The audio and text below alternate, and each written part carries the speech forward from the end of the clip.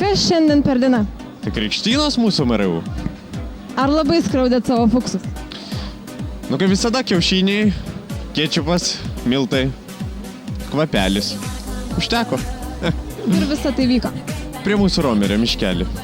Mes turim geras sąlygas, kelis miškelius aplinkui. Anksčiau darydavom tolimesniam miškelį, šį kartą nusprendėm artimesniam, kadangi pirmą kursių daugiau, vadinasi ir artimesnis, reiškia, spektras yra.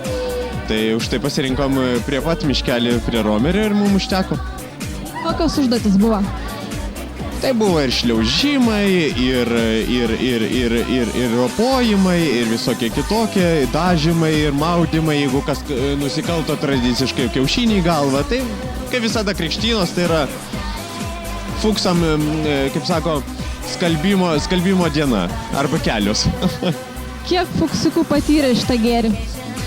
Maždaug apie, bent jau krikštynose, apie 400-500 dalyvavo fuksų, aš manau. Kas bus tiems, kurie nedalyvavo? Sąžinės reikalas.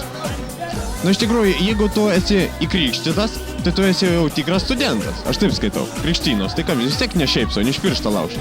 Tai jeigu tu esi neįkrikštytas, tai tu netampi tam tikrų studentų, tai tu lauki kažkokios tam tikros progos tinkamos, kad tave būtų kitokiu būdu galima įkrikštyti. O vakaras vyksta Havanoje ir mes vos telpam. Kiek žmonių čia susirinko? Čia gali būti vėlgi apie 500-600 žmonių. Kas koncertuoja šiandien? Šiandien koncertuoja Red Hot Chili Peppers Project ir taip pat bus 3 DJ bei Metal on Metal.